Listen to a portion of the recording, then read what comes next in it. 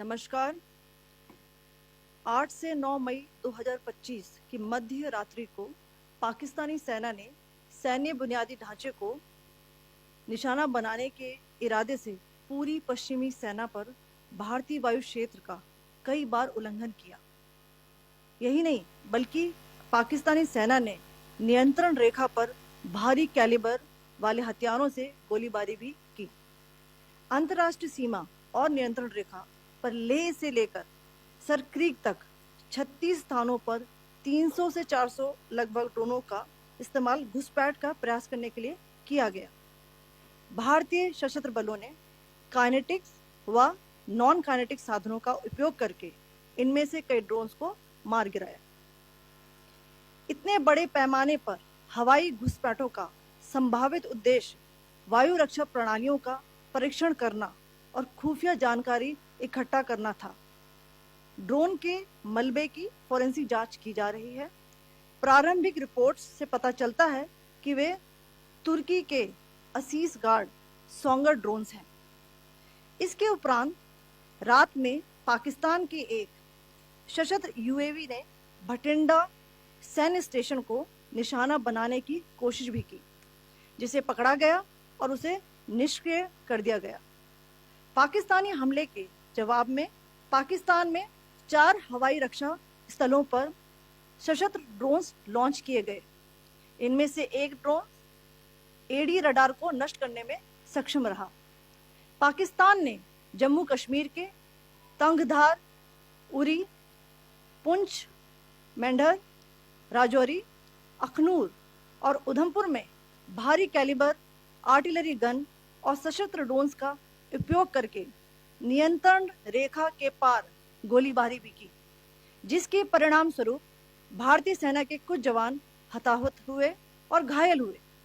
भारतीय जवाबी कार्रवाई में पाकिस्तानी सेना को भी बड़ा नुकसान पहुंचाया गया। इसके अलावा पाकिस्तान का गैर जिम्मेदाराना व्यवहार फिर से सामने आया।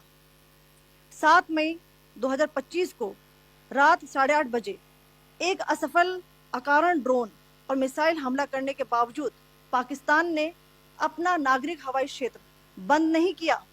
पाकिस्तान अपने नागरिक विमानों को ढाल के रूप में इस्तेमाल कर रहा है, जबकि उसे अच्छी तरह से पता है कि भारत पर उसके हमले से हवाई रक्षा की तीव्र प्रतिक्रिया होगी। यह भारत और पाकिस्तान के बीच अंतर्राष्ट्रीय सीमा के पास उड़ान भरने वाले अंतर्राष्ट्रीय उड़ानों सहित नागरिक विमानों के लिए सुरक्षित नहीं है। यहां स्क्रीन शॉट में पंजाब सेक्टर में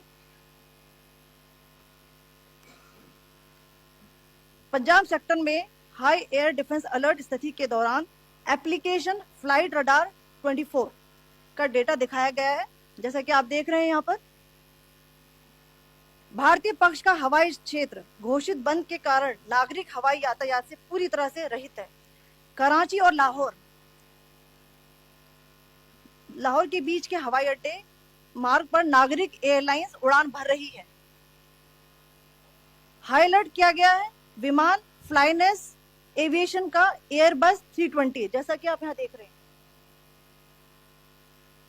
जो कि शाम को 5:50 बजे दमम से शुरू हुआ और रात को 9:10 बजे लाहौर में उतरा। ये सारा डिटेल्स आप यहां देख रहे हैं, ये डिटेल्स यहां लिखा हुआ है। Can you see this?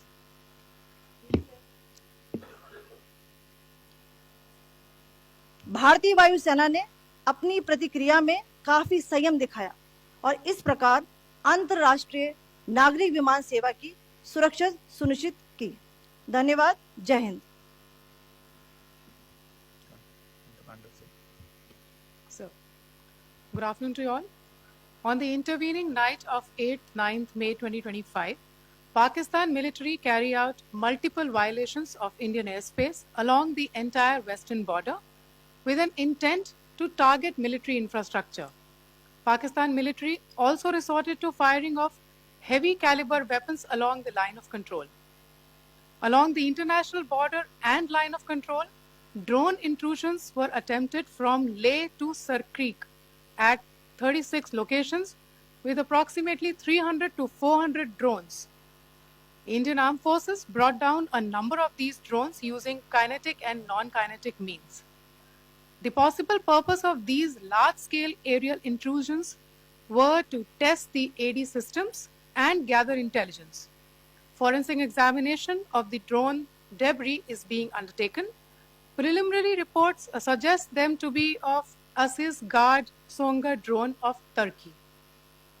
Later in the night, an armed UAV of Pakistan attempted to target Bhatinda military station, which was detected and neutralized. In response to the Pakistani attack, armed drones were launched at 4 air defense sites in Pakistan. One of the drones was able to destroy an AD radar. Pakistan also carried out artillery shelling across the line of control using heavy caliber artillery guns and armed drones at Tangdhar, Uri, Poonch, Mendhar, Rajouri, Akhnur, and Udhampur in Jammu and Kashmir area, which resulted in some losses and injuries to Indian Army personnel.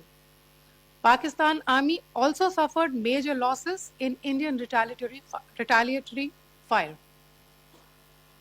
Additionally, Pakistan's irresponsible behavior again came to fore.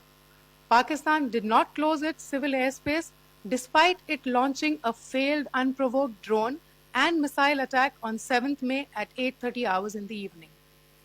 Pakistan is using civil airliners as a shield, knowing fully well that its attack on India would elicit a swift air defense response.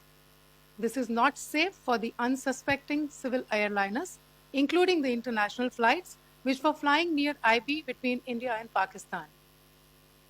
The screenshot we just showed and we shall share with you, it shows the data of the application Flight Radar 24 during a high air defense alert situation in the Punjab sector. As you have seen, the airspace on the Indian side is absolutely devoid of civil air traffic due to our declared closure. However, there are civil airlines flying the air route between Karachi and Lahore. Amongst the other civil aircraft that you can see, we have highlighted an aircraft which is Airbus 320 of Flynas Aviation, which was originated from Dammam at 1750 hours and landed later at Lahore at 2110 hours in the night. Indian Air Force demonstrated considerable restraint in its response, thus ensuring safety of international civil carrier.